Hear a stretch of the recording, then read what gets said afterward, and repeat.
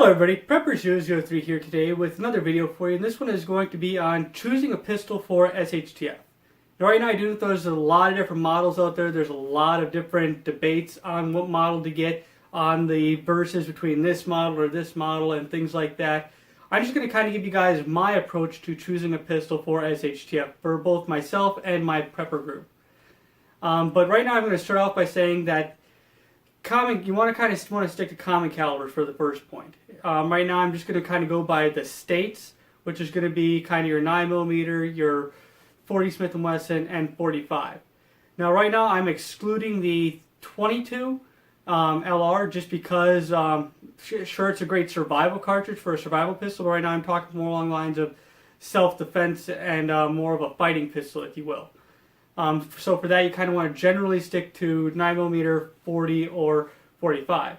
Now, there's a big stipulation between the 40 Smith & Wesson because a lot of people like to pretty much downsize that to just 9mm or 45 ACP.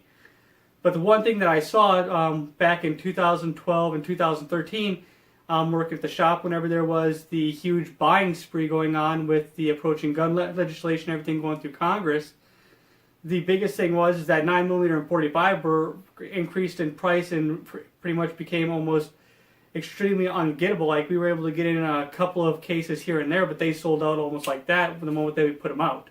But the thing that we always had in stock and always was able to get was 40 Smith & Wesson. So that's just one thing you might want to be able to kind of put back in the safe now, is maybe going and having a 40 Smith & Wesson in there just in case you have a hard time getting that ammunition for your standard 9mm, or in case you have a hard time finding that ammunition for your 45.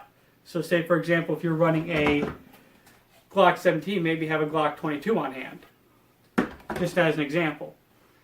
The next thing I'm going to say is search your local stores and like your shops and everything, and your local police departments, and just kind of see what's very local and popular for your area. Like, for example, maybe ask the local shops what's the big popular one for those in the police departments to use around you. What's something that's a really popular show? Like at my shop, one of the big sellers are going to be pretty much going from the top three is going to be the XD series of pistols, XDMs, XDSs, XDs. Then there's going to be your 1911s. Then right after that is going to be your Glocks.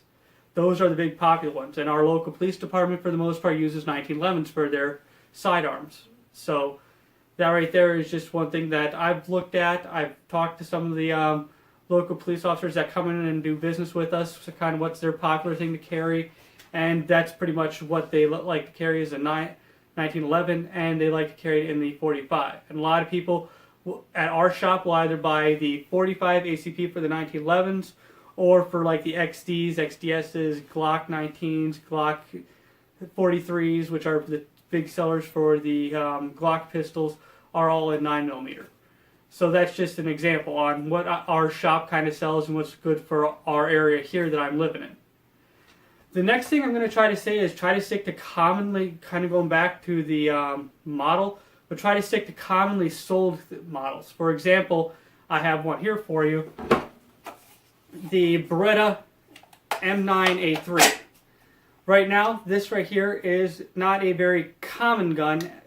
I'm sure that it's common for some people, but for a lot of local stores and a lot of people on the market, it's not a very heavily popular gun. And one of the big problems with this is if you wanted to buy a holster for this with a light, it is very difficult. I had to actually go and have a holster custom made for this so that I could carry it with a weapon light. And right now that's just one example of a very uncommon gun and having one for your preps. Now the main reason why I have this is because I was able to get on a good deal, and it has mag compatibility with my family's Beretta M9s and M92s.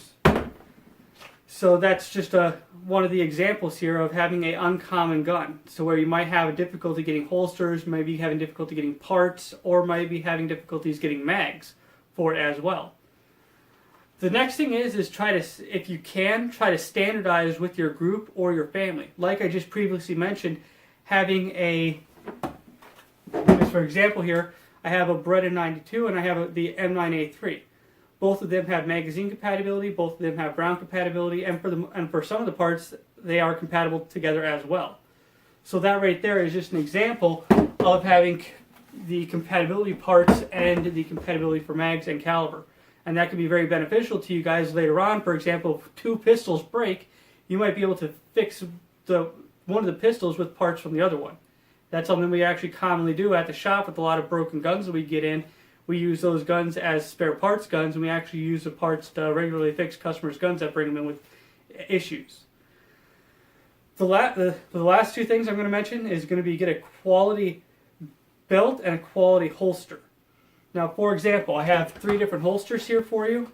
Right here is a single level holster, or a level 1 as some people call them. It pretty much just has a standard retention. So all it's holding it in is the retention of the holster. The next thing is going to be a level 2 holster. And this one right here has just a standard strap, so that's the only thing holding it in, is that and the retention. So it makes it just a little bit more difficult for somebody to take it out of the holster or to get it away from you.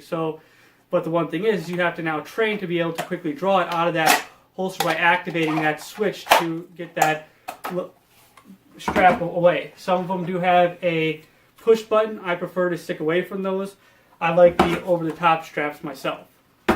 Then there is the level 3 holsters. And the level 3 holsters have two extra bits of retention, so you have to depress this and to press this one here. Now, there are other holsters, like for example this Fireland, which has 2 pretty much thumb angles where you do press down and then press forward.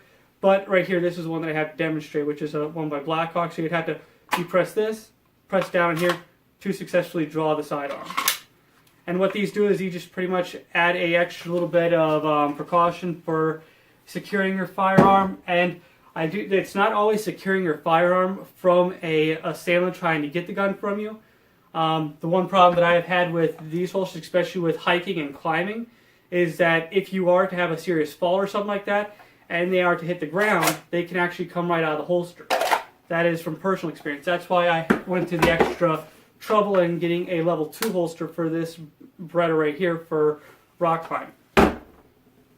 Now, going on to the last part is going to be train regularly and attend classes if you can.